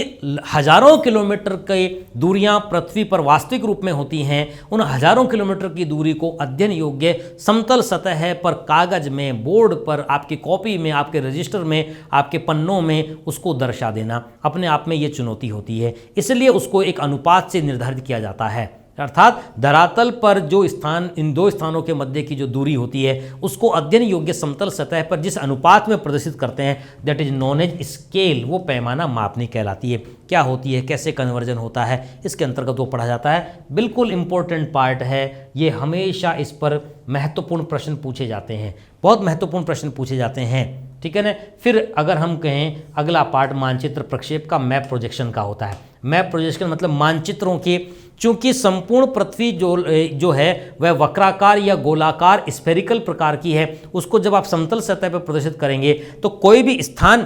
पूर्णतया शुद्ध नहीं होगा, हर प्रकार की शुद्धता उसमें नहीं होगी। जब हर प्रकार की शुद्धता उसमें नहीं होगी तो हम क्या कहते हैं? हम ये कहते हैं कि इस प्रकार से आप देखिए कि चूंकि यह वक्राकार या आर्कुएट प्रकार की जो शेप होती है, वक्राकार प्रकार की जो शेप होती है, इसमें इसको जब समतल किया जाता है तो यानी स्थान जो यहाँ पर पाए जाते हैं, अक्षांश और देशांतर रेखाओं के जाल पृथ्वी पर जो पाए जाते हैं, उसको जब समतल सतह पर प्रदर्शित करते हैं तो यहाँ पर विकृति आएगी विकृति। इसलिए विशेष उद्देश्यों के लिए किसी क्षेत्र विशेष का, किसी स्थान विशेष का, यानी चाहे आप यह ध्रुवीय प्रकार के क्षेत्र की बात करें, चाहे आप विषुवतरेखीय प्रकार के क्षेत्र की बात करें, चाहे आप शीतोष्ण कटिबंधीय क्षेत्रों को लें, अर्थात इक्वेटोरियल एरियाज को लीजिए, टेम्परेट एरियाज को लीजिए या पोलर एरियाज को लीजिए, अलग अलग क्षेत्रों के लिए अलग अलग विधि से आपको उस स्थान को दर्शाने वाला चित्र बनाना होगा, मानचित्र बनाना होगा। एक ही विधि से नहीं बनाया जा सकता। तो फिर ये देखा जाता है कि कौन से उद्देश्य से क्या दर्शाना है। ये विभिन्न प्रकार के उद्देश्यों, विभिन्न प्रकार के तरकीबों से जो मानचित्र बनाया जाता है उसे मैप प्रोजेक्शन कहते हैं, मानचित्र प्रक्षेप कहते हैं। विस्तार से बात करेंगे, बहुत इंपॉर्टेंट क्वेश्चंस यहाँ पर बनते हैं, ठीक है ना। इसके अलावा ये दो ही पार्ट हैं, इसके अलावा स्टैटिस्टिकल का पार्ट यानी सांख्यिकी भूगोल का हिस्सा, जिसमें मीन मोड मीडियन और मानक विचलन और सहसंबंध ये हिस्सा है, जो कि यहाँ पर आपका जो सांख्यिकी भूगोल का हिस्सा है। सांख्यिकी भूगोल के तहत मीन मोड मीडियन यानी माध्य माध्यिका बहुलक, ठीक है ना, और मानक विचलन स्टैंडर्ड डेविएशन और कोरिलेशन सहसंबंध, ये पार्ट आपके इस सिलेबस में दिया हुआ है। एक जो नवीनतम आधुनिकतम प्रकार का जो हर जगह पर मानव के विकास के लिए काम में आ रहा है वो हिस्सा सिलेबस में, रिमोट सेंसिंग और जीआईएस का हिस्सा, वो हिस्सा कहाँ है, वो है स्थानिक सूचना प्रौद्योगिकी में, स्पेशल इंफॉर्मेशन टेक्नोलॉजी में। ये हिस्सा आपके दिया हुआ है। इस नाम से जो दिया हुआ है इसमें दो चीज़ें पढ़नी होंगी, एक तो सुदूर संवेदन प्रकार की प्रक्रिया और एक आपका भौगोलिक सूचना तंत्र यानी ज्योग्राफिकल इंफॉर्मेशन सिस्टम। बहुत सारे प्रश्न जी, बहुत सारे प्रश्न इससे संबंधित पूछे जाते हैं क्योंकि यह नवीनतम पार्ट है। ये हर फील्ड के लोगों के द्वारा संपूर्ण विश्व में काम आने वाला हिस्सा है। हर प्रकार की जो भी मूवमेंट्स हो रही है, चाहे आप कहीं आने जाने के लिए ये रूट्स का मैप का प्रयोग कर रहे हैं, या चाहे आप गूगल अर्थ का प्रयोग कर रहे हैं, या चाहे आप सामान मंगवाने के लिए जो रूट्स ट्रैक डिसाइड कर रहे हैं, या रेलवे ट्रैक को, रेलवे की पोजीशन रेल की या ट्रेन की पोजीशन ज्ञात करने के लिए, ये सब कुछ जो ये सारा सिस्टम हो रहा है, इन सूचनाओं को एक सिस्टम में डाल दिया गया है, भौगोलिक सूचनाओं को एक तंत्र में डाल दिया गया है और उसके लिए उसको मानव के लिए उपयोगी रूप में काम में लिया जा रहा है। ये भौगोलिक सूचना तंत्र कहलाता है, ये ज्योग्राफिकल इंफॉर्मेशन सिस्टम कहलाता है, ठीक है ना। तो ये यहाँ पर आपको तीन जगह पर, एक तो स्केल, एक ये मैप प्रोजेक्शन, दो तो विशुद्ध रूप में प्रैक्टिकल ज्योग्राफी का पार्ट हो गया, ये स्टैटिस्टिकल ज्योग्राफी का पार्ट है, मीन मोड मीडियन कोरिलेशन और स्टैंडर्ड डेविएशन मानक विचलन, ठीक है ना। और एक ये आपका लेटेस्ट इंफॉर्मेशन वाला पार्ट है, नवीनतम प्रकार का ये जो हिस्सा है रिमोट सेंसिंग का, सूचनाओं को आधुनिकतम तरकीबों के साथ उसका विश्लेषण करना, ठीक है ना, वो प्रौद्योगिकी कहलाता है, सूचना प्रौद्योगिकी कहलाता है। ये पार्ट इस रूप में माना जाता है। इसके बाद रीजनल ज्योग्राफी का पार्ट आता है जिसमें भारत का भूगोल और राजस्थान का भूगोल है। इसके बाद वाली यूनिट जो है भारत के भूगोल और राजस्थान की भूगोल की, ये देखिए दो यूनिट हैं, तो कुल मिलाकर के आपकी जो यूनिट हुई उसमें ये दो यूनिट और हैं, मतलब लगभग जो 13 यूनिट का हिस्सा है, 13 यूनिट्स का पार्ट है, उसमें एक तो भारत के भूगोल की यूनिट है और एक राजस्थान के भूगोल की यूनिट है, ठीक है ना। इसको भी आपको विस्तार से एक एक करके खोल करके देख लेना चाहिए, ठीक है। जो अगला पार्ट हमारा इन प्रादेशिक भूगोल के तहत, ठीक है ना। तो आपने यहाँ पर देखिए सिलेबस के हिसाब से अगर देखेंगे तो सबसे पहला महत्वपूर्ण जो पार्ट है वो लोकेशन या अवस्थिति से संबंधित पहला पार्ट है, ठीक है ना। अर्थात अगर विश्व के मानचित्र पर या पृथ्वी के संदर्भ में देखें तो पृथ्वी के संदर्भ में यह किस प्रकार से, देखिए इसको मोटा मोटा अगर हम इस प्रकार से देखें, इसको इस प्रकार से लेते हैं, देखिए कि हम ये कह रहे हैं कि जो भारत का भूगोल है, भारत के भूगोल में, ये भारत के भूगोल को हम एक तो भौतिक कारकों के परिचय के पश्चात भौतिक प्रकार के कारकों के अध्ययन के रूप में लेते हैं, ठीक है। एक हम मानवीय क्रियाकलापों से संबंधित मानव भूगोल से संबंधित कार्यों के संदर्भ में लेते हैं, ठीक है। मानव भूगोल के पार्ट को इसके अंतर्गत और भौतिक भूगोल से संबंधित पार्ट को देखिए दो श्रेणी में बांट करके देखते हैं। भौतिक कारकों से संबंधित, तो भौतिक कारकों से संबंधित जो पार्ट हमने लिया उसमें चाहे आप भौतिक प्रकार के स्वरूप या भौतिक प्रदेशों की बात आप कर लेंगे, चाहे जलवायु से संबंधित, चाहे आप यहाँ पर जलवायु से संबंधित, क्लाइमेट से संबंधित बात करेंगे, चाहे अपवाह तंत्र से संबंधित बात करेंगे, ये भौतिक प्रकार के कारक हैं। मृदा से संबंधित चर्चा करेंगे या अन्य प्रकार की जो ये इस प्रकार की घटनाएं हैं, प्राकृतिक प्रकार की ऐसी आपदाएं हैं, ठीक है ना, जिसमें आप बाढ़ कह लीजिए, जिसमें आप सूखा कह लीजिए, जिसमें आप भूस्खलन या लैंडस्लाइडिंग कह लीजिए, इस प्रकार की जो ऐसी भौतिक प्रकार की आपदाएं हैं, प्राकृतिक प्रकार की आपदाएं हैं, ये सब कुछ भौतिक प्रकार के कारकों से संबंधित मामला हो गया। वहीं पर मानव के क्रियाकलापों से संबंधित जब आप चर्चा करते हैं, इससे संबंधित जब आप चर्चा करते हैं तो आप यहाँ पर क्या कहते हैं, आप यहाँ पर कह रहे हैं कि इसमें चाहे आप कृषि की बात कर लीजिए, चाहे आप जनसंख्या को ले लीजिए, पॉपुलेशन से संबंधित बात कीजिए, चाहे आप मिनरल से संबंधित, खनिजों के तथ्यों से संबंधित, उद्योग आदि की बात कर लीजिए, मतलब इस प्रकार के मानव भूगोल से संबंधित जो पार्ट हैं उनको हम इसके रूप में लेते हैं। तो भारत के भूगोल में भी भौतिक कारक और मानवीय क्रियाकलापों से संबंधित कारकों के दो पार्ट दिखाई देते हैं। अब सिलेबस के हिस्से को अगर देखेंगे, सिलेबस के हिस्से को अगर हम देखेंगे तो हम यहाँ पर कह रहे हैं, देखिए सिलेबस के हिस्सा भी इसी प्रकार से बटा हुआ दिखाई देगा। हाँ, शुरुआत में लोकेशन से संबंधित आपके सिलेबस में मेंशन किया हुआ है। अब अगर लोकेशन की ही बात करें तो देखिए मोटा मोटा विचार करते हैं हम। तो आप देखिए भारत के भूगोल के संदर्भ में अगर लें, यानी ये पृथ्वी का जो पार्ट है, आप देखिए ये पृथ्वी का जो हिस्सा है, इस पृथ्वी के हिस्से में यहाँ पर ये भारत की लोकेशन है, ये भारत की अवस्थिति है। जो इक्वेटर का पार्ट है, अगर पृथ्वी के संदर्भ में आप देखेंगे तो ये जो हिस्सा है ये विषुवत रेखा वाला भाग है, जो कि यहाँ से भारत के दक्षिणी हिस्से से ये जो गुजर रहा है। अब भारत की लोकेशन यहाँ उत्तरी गोलार्ध में वर्तमान में भले उत्तरी गोलार्ध में हो भारत की लोकेशन, ठीक है ना। अगर हम इस संदर्भ में देखें तो देखिए हम क्या कह रहे हैं, हम यहाँ पर ये कह रहे हैं कि ये जो पार्ट है जो कि यहाँ से इस प्रकार से ये जो हिस्सा है, ये भाग इससे ऊपर वाले रूप में यहाँ पर ये भारत का उत्तरी गोलार्ध का जो हिस्सा है, भारत वहाँ पर स्थित है, उसकी लोकेशन वहाँ पर बनती है। और इसका दक्षिणतम बिंदु भारत के, यानी दक्षिणतम जो बिंदु है वह है कर्क रेखा से थोड़ा ही 876 किलोमीटर जो इसकी कर्क रेखा से डिस्टेंस है, सॉरी विषुवत रेखा से जो इसकी डिस्टेंस है, विषुवत रेखा से जो दूरी है, जिसे हम यहाँ पर देखिए, ये अगर यहाँ पर इंदिरा पॉइंट इसका दक्षिणतम बिंदु है, और अगर हम विषुवत रेखा की बात करें तो यहाँ से इसकी जो डिस्टेंस है, ये डिस्टेंस इस प्रकार से 876 किलोमीटर की जो दूरी है विषुवत रेखा से भारत के दक्षिणतम बिंदु 6 डिग्री 45 मिनट और 10 सेकंड की जो दूरी है। अब ये इस लोकेशन को लेकर के हमें कुछ ये फैक्चुअल बातें कर लेनी है। अर्थात हम क्या कहना चाह रहे हैं, हम ये कहना चाह रहे हैं भारत का जो यह अवस्थिति वाला पार्ट है, अगर भारत की लोकेशन हम इस रूप में देखें, आप देखिए विश्व के इस मानचित्र के हिसाब से अगर आप ध्यान डालें तो हमने कहा कि भारत में ये जो पार्ट है, आप देखिए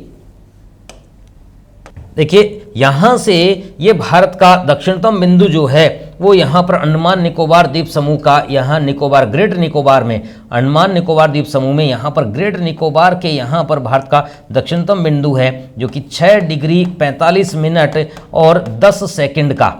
ठीक है ना, ये इसका दक्षिणतम बिंदु है। वहीं पर ये 8 डिग्री और 4 मिनट का ये बिंदु भारत का मुख्य भूमि का दक्षिणतम बिंदु है। अगर इस लोकेशन के हिसाब से देख रहे हैं तो आपने कहा कि भाई देखिए भारत के जब भौतिक स्वरूप की व्याख्या करेंगे ना, हम भारत के भौतिक स्वरूप की व्याख्या करेंगे तो इन पॉलिटिकल बाउंड्रीज को हमें अवॉइड करना होगा। अर्थात ये जो पॉलिटिकल बाउंड्रीज हैं, जिसमें आपने कहा कि यहाँ पर वैसे टेक्निकली आप देखिए कि ये यहाँ पर राजस्थान, यहाँ पर ये पाकिस्तान के अलावा जो भाग है, ठीक है ना, ये जो हिस्सा है यहाँ, अगर ये जो पार्ट है इसमें मुख्यतया तो हम जब लेते हैं तो यहाँ इस पाकिस्तान वाले हिस्से को, इस पाकिस्तान वाले पार्ट को यहाँ पर अवॉइड किया जा रहा है। कब? जब हम भारत का विवरण प्राप्त कर रहे होते हैं। लेकिन अगर भौतिक प्रकार के प्रदेशों का विवरण हम लेंगे, भौतिक प्रकार के प्रदेशों का विवरण अगर हम लेंगे तो हमें न यहाँ पर ये बात समझने की है कि भौतिक प्रदेशों का निर्माण इस राजनीतिक सीमाओं से संबंधित नहीं होता है, पॉलिटिकल यूनिट से संबंधित नहीं होता है। अतः जब भी हमें नदियों की अपोहा तंत्र की बात करनी हो तो हम यहाँ पर मानसरोवर झील के पास से निकलने वाली, या चाहे पूर्व की तरफ बहने वाली ये सांगपो नदी की बात की हो, चाहे यहाँ इस प्रकार से, इस तरीके से आप इंडस नदी की बात कर रहे हों, ठीक है ना, तो उसे आप भारत के संदर्भ में केवल पॉलिटिकल यूनिट भारत के रूप में न लेकर के आपको पाकिस्तान के संदर्भ में भी लेना पड़ेगा। वहीं पर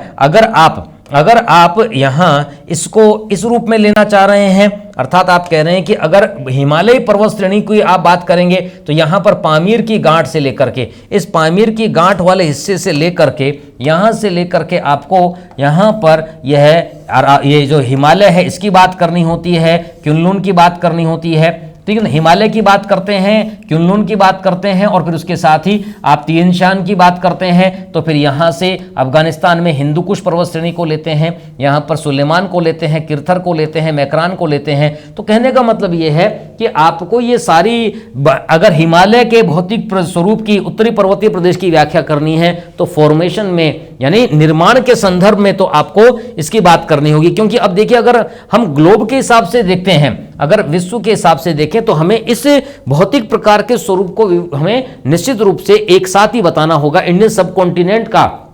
जो पार्ट है उसको उसी रूप में बताना होगा। कहने का मतलब क्या हुआ? कहने का मतलब ये हुआ कि आपको यहां से लेकर के, यानी ये भले ही यहां पर भारत का ये जो हिस्सा है, भारत का ये जो पार्ट है, ठीक है ना, इसके अलावा यहां आपको पाकिस्तान वाले हिस्से, यहाँ पाकिस्तान से इससे संबंधित भी, यहाँ पर यह अफगानिस्तान से संबंधित भी, इस पूरे पार्ट का आपको विस्तार से अध्ययन करना होगा। क्योंकि न केवल जलवायु का, न केवल आपको अपवाह तंत्र का, बल्कि संपूर्ण प्रकार का विवरण इसी रूप में आपको प्राप्त करना होगा। लेकिन जब हम भारत के संदर्भ में आएंगे पूरी तरीके से, तो फिर भारतीय राजनीतिक इकाई को लेकर के, भारत को पॉलिटिकल यूनिट के रूप में मान करके वहाँ विवरण के रूप में, प्रादेशिक विवरण तो हमें निश्चित रूप से भारत के इसी संदर्भ में करना है। यानी जिसे 15 अगस्त 1947 के रूप में जो भारत की उत्पन्न होने की स्थिति है, ठीक है ना, उस समय जिस तरीके की अब जो ये पॉलिटिकल यूनिट है, इसमें किस प्रकार से यह भौतिक आकृतियां स्थित हैं, निर्माण की प्रक्रिया, ये भारतीय उपमहाद्वीप यानी अफगानिस्तान, पाकिस्तान, भारत, नेपाल, भूटान आदि संपूर्ण के संदर्भ में करते हैं। लेकिन जब आप प्रादेशिक रूप में उसका विवरण देंगे तो फिर यहाँ पर आप यह वहाँ उन प्रदेशों का, अर्थात अफगानिस्तान, पाकिस्तान का विवरण नहीं लेंगे। अगर हम सिलेबस के हिसाब से देखें तो सिलेबस में यही बात मेंशन की हुई है कि किस प्रकार से, किस तरीके से ये जो हिस्सा है, आप देखिए, जिसमें आपने कहा कि भाई लोकेशन की बात कर ली, लोकेशन के बाद भौतिक विभाजन, फिजियोग्राफिक डिवीजन, या जिसे आप जो फिजिकल डिवीजन है उस रूप में ले रहे हैं। अर्थात प्रोफेसर एसपी चटर्जी महोदय के द्वारा 1964 में, 1964 में जब जो विवरण प्रस्तुत किया गया, 4 प्रकार के प्रदेश उन्होंने मारे, मैक्रो रीजन के रूप में 4 प्रकार के प्रदेश माने, 4 मैक्रो रीजन माने, और 20 उन्होंने मैसो रीजन माने, और 58 उन्होंने माइक्रो रीजन माने। भारत के भौतिक प्रदेश का उन्होंने जो विवरण प्रस्तुत किया उसे 1964 में, 1964 में आगे चल करके गजेटियर ऑफ इंडिया में स्थान दे दिया गया, यानी भारत सरकार का राजपत्र हो गया। भारत सरकार के राजपत्र में उसे प्रकाशित किया गया, तो अपने आप में यह भारत सरकार का दस्तावेज बन गया। तो अपने आप में यह इनका विवरण कितना महत्वपूर्ण रहा होगा हम समझ सकते हैं इस बात को लेकर के। तो यहाँ पर भी हमें मूल रूप में उनके द्वारा 4 मैक्रो रीजन जो बताए हैं उत्तरी पर्वतीय प्रदेश के रूप में लेकर के, अर्थात हमने यहाँ पर कहा कि उन्होंने जो विवरण प्रस्तुत किया है, देखिए, अगर हम भारत के संदर्भ में लें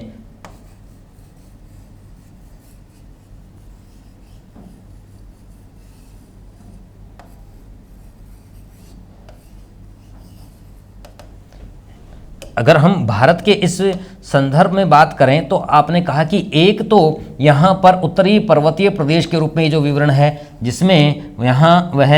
इस प्रकार से जो ये इलाका है, एक तो इन्होंने इसका विभाजन किया है मुख्यतया, ठीक है ना, इस प्रदेश को इन्होंने बताया है। कहने का मतलब अगर हम कह लेते हैं तो एक तो ये उत्तर का ये जो भाग है ना, जिसमें यहाँ पूर्वोत्तर से लेकर के उत्तरी भाग, जिसमें जम्मू कश्मीर, लद्दाख वाला यूनियन टेरिटरी वाला पार्ट है, और फिर यहाँ से ये पश्चिम बंगाल का हिस्सा, सिक्किम का हिस्सा, असम, अरुणाचल प्रदेश, नागालैंड, मणिपुर और ये मिजोरम आदि का हिस्सा जो है, ये पार्ट भारत का पहला भौतिक प्रदेश माना। और उसके पश्चात इसके दक्षिण का ये जो भाग है, जिसमें मरुस्थल, यानी यहाँ पर जो अरावली का विस्तार है, ये जो अरावली का विस्तार है, इसके पश्चिम से लेकर के, इसके पश्चिमी भाग से लेकर के यहाँ पर अगर हम इस पॉइंट को, इस पार्ट को लेते हैं तो ये जो हिस्सा है, ये भारत के विशाल मैदान के रूप में, यहाँ का ये जो पार्ट है ये विशाल मैदान के रूप में है, जिसमें ब्रह्मपुत्र का मैदानी भाग भी आ गया, ब्रह्मपुत्र का मैदानी भाग भी है, जिसमें गंगा यमुना का मैदानी भाग भी है, और सरस्वती, व प्राचीन कालीन सरस्वती नदी और उसका मैदानी भाग भी है।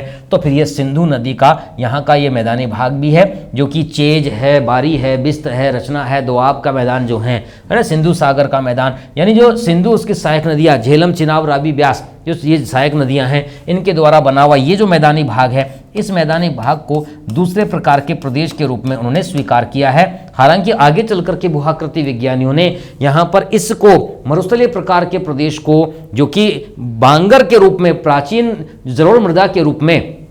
ये जो क्षेत्र है, इस क्षेत्र को एसपी चटर्जी महोदय ने तो इसे हिस्सा माना, किसका, इन्होंने इसका ग्रेट प्लेन ऑफ इंडिया का पार्ट माना है, जबकि आधुनिक भूआकृति विज्ञानियों ने इसको अलग तरीके से इसकी व्याख्या प्रस्तुत की है। तो ये यहाँ पर आपको इस रूप में डिटेल में, इसी तरीके से प्रायद्वीपीय पठार का जो पार्ट है ये प्रायद्वीपीय पठार का हिस्सा है। इस प्रायद्वीपीय पठार वाले हिस्से को यहाँ से अरावली के यहाँ से लेकर के और इस प्रकार से ये जो मध्यवर्ती भाग है इसका आइसोलेटेड पार्ट जो है ये मेघालय का पठार भी इसी का हिस्सा है। तो इसी तरीके से अगर हम यहाँ पर इस मैदानी भाग की बात करते हैं तो ये पश्चिमी तटीय मैदान और ये पूर्वी तटीय मैदानी भाग है। ये पश्चिमी तटीय मैदान और ये पूर्वी तटीय मैदान, ये जो हिस्सा है। तो इस तरीके से भौतिक प्रदेशों के रूप में इन्होंने विवरण प्रस्तुत किया है। तो मोटा मोटा हमें इसकी तो व्याख्या करनी ही है, लेकिन जब हम इसमें 1964 की बात हमने की ना, 1964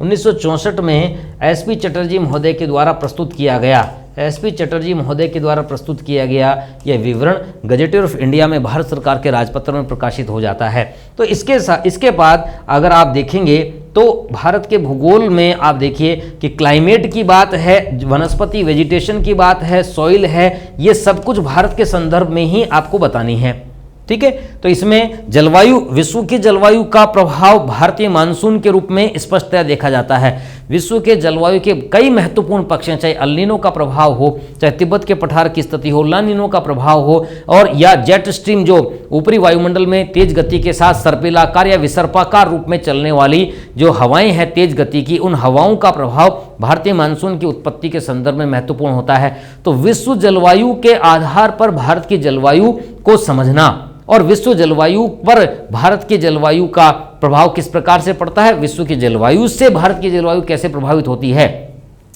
अर्थात मानसून के इस बात की, इसे विस्तार से इसके मैकेनिज्म की व्याख्या हमको इस पार्ट में करके रखनी है। और वेजिटेशन, वनस्पति वाला जो हिस्सा होता है वेजिटेशन का, तो वनस्पति वाला हिस्सा क्या होता है, वनस्पति वाला हिस्सा जिसमें वनस्पति यानी वृक्षों का समूह शामिल होता है, जिसमें झाड़ियाँ शामिल होती हैं, जिसमें घास शामिल होती है। ये तीनों प्रकार के जो पार्ट होते हैं इनको वेजिटेशन या वनस्पति कहा जाता है। तो कौन कौन से हुए वेजिटेशन के पार्ट, आपने कहा इसमें वृक्षों का समूह जिसे वन कहते हैं, ठीक है ना, एक झाड़ियाँ होती हैं और एक ग्रासलैंड्स होते हैं, सतह पर फैलने वाली इस प्रकार की वेजिटेशन जो होती है। अब यहाँ पर हमें भारत की वनस्पति सिलेबस में मेंशन किया हुआ है वेजिटेशन के बारे में। तो वेजिटेशन के संदर्भ में और जलवायु और मृदा के संदर्भ में आपको तथ्यात्मक यानी फैक्चुअल बातें यहाँ पर मुख्यतया करनी है कि किस तरीके से ICAR के द्वारा, Indian council of agriculture research के द्वारा जो मृदा का विभाजन किया हुआ है उसकी व्याख्या ये इस रूप में करनी है। तो परंपरागत रूप में जो मृदा का विभाजन किया गया है, जलोढ़ मृदा के रूप में, पर्वतीय मृदा के रूप में,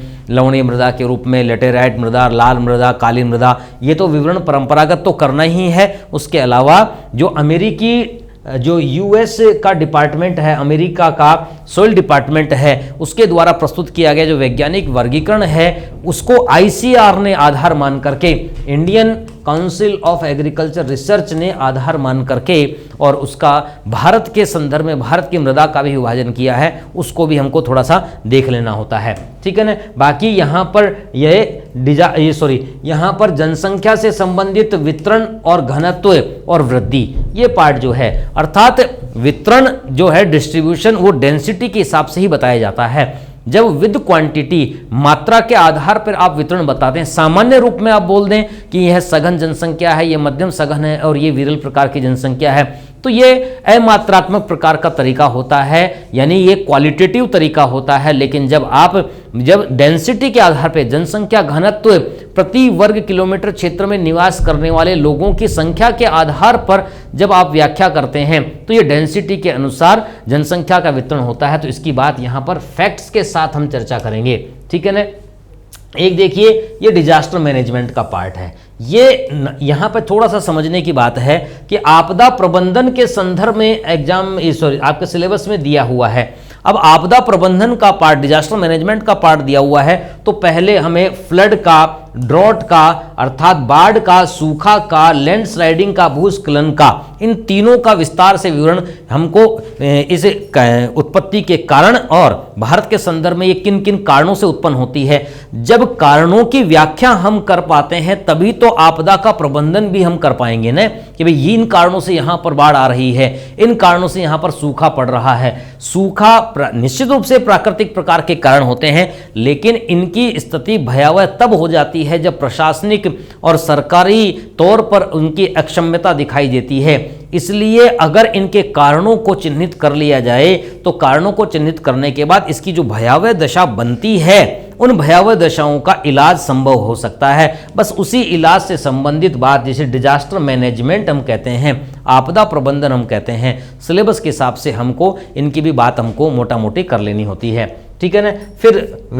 प्रमुख फसलों की बात है, ठीक है ना, अर्थात यहाँ पर आपके केवल मेजर क्रॉप्स का नाम लिखा हुआ है, ठीक है। और इसका जो पार्ट है ना ग्रीन रिवोल्यूशन अर्थात हरित क्रांति वाला हिस्सा, वो एग्रीकल्चर ज्योग्राफी में जोड़ा हुआ है। भारत में हरित क्रांति, ग्रीन रिवोल्यूशन, जबकि होना चाहिए भारत के भूगोल में, लेकिन खैर पार्ट यहाँ पर यह है एग्रीकल्चर से संबंधित प्रमुख फसलों के विवरण के अलावा यहाँ पर हमको इस संदर्भ में भी देखना है। तो फिर खनिजों में विशेष प्रकार के जो इनके फैक्चुअल मामले हैं, तथ्यात्मक फैक्चुअल पार्ट जो हैं उसको हमें मिनरल्स के रूप में ले लेना है, उनको याद करना पड़ेगा और कोई दूसरा तरीका है नहीं, शॉर्टकट नहीं है, स्थानों को तो याद करना ही पड़ेगा हमें, ठीक है ना। इसी प्रकार से यह उद्योगों में विशेष उद्योगों का नाम, जिसमें लौह इस्पात उद्योग यानी आयरन स्टील इंडस्ट्री और कॉटन टेक्सटाइल अर्थात सूती वस्त्र उद्योग, पर्टिकुलर उद्योग का नाम दिया हुआ है, तो इसलिए इसको विस्तार से कारणों के साथ, कमियों के साथ, जो कुछ भी जितना भी विस्तार से हम कर सकते हैं उस विस्तार से इसको देख लेना चाहिए, ठीक है ना। भले ही देखिए पॉइंट इसमें समस्या ये है कि लेवल भले ही 12th का दिया हुआ हो, लेवल भले ही 12वीं के स्तर का दिया हुआ हो, लेकिन फिर भी हमने इसमें ये आइडेंटिफाई नहीं कर सकते हैं, इसमें हम ये चिन्हित नहीं कर सकते हैं कि कोई जो पार्ट होगा, कोई जो हिस्सा होगा वो कितना हिस्सा तो केवल 12वीं से संबंधित, 12 से संबंधित आएगा और कौन सा पार्ट इस टॉपिक का ये यूजी या पीजी से संबंधित होगा। इसलिए उस पॉइंट को, उस टॉपिक को भले ही वह 12वीं से संबंधित सिलेबस वाले पार्ट में दिया हो, आपको पूरा विस्तार से देख लेना चाहिए, क्योंकि कॉम्पिटिटिव माहौल जो है, प्रतियोगी प्रकार का जो माहौल है, उस प्रतियोगी माहौल में हमें ये सारी बातें ध्यान रखनी पड़ती हैं, इतना लिमिटेड होकर के नहीं कर सकते हैं हम, ठीक है ना। तो इसी तरीके से हाँ, जो टॉपिक दिए हुए हैं उनको तो विस्तार से करना ही करना है, उसके अलावा विस्तार से थोड़ा बहुत जो और अन्य प्रकार के मिनरल्स हैं, अन्य प्रकार के उद्योग हैं, उनको भी हमें मोटा मोटा देख लेना है। यहाँ 2 ही उद्योग सिलेबस में दिए हुए हैं। और उसके बाद पोल्यूशन वाला पार्ट, समझने की बात यह है कि जो पर्यावरण प्रदूषण वाला हिस्सा है वो भारत के भूगोल में दिया हुआ है, विश्व के भूगोल में नहीं दिया हुआ है। तो सामान्य परिचय पोल्यूशन, एनवायरमेंट पोल्यूशन यानी पर्यावरण प्रदूषण से संबंधित चर्चा करके फिर हमें भारत के संदर्भ में किए गए प्रयासों, भारत पर उसका जो प्रभाव दिखाई दे रहा है, प्रदूषण का भारत में किस प्रकार का प्रभाव है, कहां कहां पर यह अपने भयावह स्थिति को प्राप्त करता जा रहा है, कितने प्रकार की स्थिति, कितने प्रकार का प्रदूषण है, फिर उसका मैनेजमेंट, उसका किस प्रकार से प्रबंधन, उसको किस तरीके से इलाज किया जाए, इस पार्ट को हमें इसमें कर लेना है। और लास्ट में सस्टेनेबल डेवलपमेंट, सतत विकास, ये जो पार्ट है यह है डेस्क्रिप्टिव का हिस्सा है हालांकि, और ये जनरल वे में पढ़ा जाता है, लेकिन भारत में सतत विकास, भारत के भूगोल में सतत विकास अगर दिया हुआ है तो फिर भारत के, इंडिया के कॉन्टेक्स्ट में हमको पढ़ना होगा, भारत के भूगोल के संदर्भ में पढ़ना होगा, ठीक है ना। तो ये बात हम इस रूप में लेकर के चलते हैं। अब अगली यूनिट की अगर हम बात करें तो अगली यूनिट जो है वह राजस्थान के भूगोल से संबंधित है। ये राजस्थान के भूगोल से संबंधित पार्ट है, इसमें भी वही फैक्ट्स हैं, अर्थात वही शुरुआत में जो जिन तथ्यों पर हमने चर्चा की थी उन्हीं तथ्यों की बात यहाँ पर भी हम कर लेते हैं। यहाँ पर हम कहना चाह रहे हैं कि यहाँ देखिए, अगर ये फिजियोग्राफिक डिवीजन अर्थात राजस्थान का भौतिक स्वरूप जो है, ठीक है ना, जिस तरीके से भारत के भौतिक स्वरूपों की विवरण प्राप्त किया वैसे हमें राजस्थान के भौतिक स्वरूपों के विवरण को भी प्राप्त कर लेना है, ठीक है भाई। बात यहाँ पर चूंकि यहाँ लोकेशन से संबंधित अनावश्यक न फालतू में राजस्थान के भूगोल में इतना अथाह जो छोटे स्तर की एग्जाम से लेकर के और सभी प्रकार के जब स्तर के एग्जाम पढ़ते हैं तो राजस्थान का भूगोल कहीं ना कहीं हम पढ़ते ही रहते हैं, बार बार पढ़ते रहते हैं। तो बिना बात में बहुत सारे इतना सूक्ष्म फैक्चुअल मत हो जाइए, अर्थात इतने सूक्ष्म तथ्यों को संकलित करने की आदत से थोड़ा सा परहेज कीजिए, उसको कंसेप्ट के साथ जोड़ करके याद करने का प्रयास कीजिए। हालांकि हम जब किसी भी प्रदेश के सभी प्रकार के एग्जाम्स देते हैं तो उन प्रदेशों के एग्जाम्स में, उन परीक्षाओं में उसके भूगोल, हम भूगोल की ही बात कर रहे हैं, ठीक है ना, तो उससे संबंधित सभी प्रकार के भौगोलिक अध्ययन, उस प्रदेश के छोटे से छोटे सभी प्रकार के विवरण को हम रटे बैठे हुए होते हैं, ठीक है। तो यही बात उनमें से छांट छांट करके देखने की बात है। पूरा राजस्थान का भूगोल का पार्ट भी कर लीजिए, लेकिन फिर भी ये जो पार्ट दिया हुआ है, चाहे यह राजस्थान के भौतिक प्रदेश जिसमें चाहे अरावली के पश्चिम की ओर का मरुस्थलीय प्रदेश हो, अरावली के पूर्व की ओर का मैदानी प्रदेश हो, या दक्षिण की ओर के यह पठारी प्रकार के प्रदेश वाली स्थिति हो, ठीक है ना, चाहे उन प्रदेशों को लेकर के क्या क्या यहाँ पर यह उत्पन्न होने के कारण तथा उनके तथ्यों को किस प्रकार से हम ले सकते हैं। राजस्थान की क्लाइमेट जो है ये भारत की जलवायु से ही संबंधित है, तो भारत की जलवायु का जब हम पार्ट करते हैं तब भी राजस्थान की जलवायु से संबंधित बात कर ली जाती है। तो इसमें पर्टिकुलर राजस्थान के जलवायु के संदर्भ में जब लेते हैं तो फिर थोड़ा सा फैक्चुअल हो जाते हैं कि भाई कौन से जिले में किस तरीके की स्थिति है, सर्वाधिक वर्षा वाला जिला कौन सा है, सर्वाधिक वर्षा वाला स्थान कौन सा होता है। क्योंकि बाकी तो जलवायु की व्याख्या जब आप करते हैं तो वृहद स्तर पर, बड़े स्तर पर भारत के संदर्भ में कर ही चुके होते हैं। मानसून जो है उसके उत्पन्न होने के कारणों में आपको राजस्थान के मरुस्थलीय भाग में उत्पन्न होने वाले न्यून दाब, लो प्रेशर की विस्तार से तो बात करनी ही होती है, ठीक है ना। और अरावली की जो लोकेशन होती है, अरावली की जो स्थिति होती है, उसका भारत की जलवायु में महत्वपूर्ण स्थान है ही है, ये बात तो हमको वहाँ पर भी करनी होती है। तो यहाँ पर भी थोड़ा सा हम फैक्चुअल बाद में हो लेते हैं इस विवरण को लेने के बाद। वेजिटेशन में भी फैक्ट्स की बात करते हैं। सॉइल, मृदा के प्रकार जो हैं, उन मृदा के प्रकारों में वही परंपरागत प्रकार के मृदा वर्गीकरण जो भारत के भूगोल में लिए थे, उसी तरीके के मृदा वर्गीकरण को यहाँ लेते हैं और फिर उन तथ्यों को लेते हैं जो ICAR ने, यानी Indian council of agriculture research ने अमेरिकी मृदा जो वर्गीकरण किया हुआ है राजस्थान के संदर्भ में, उन मृदा की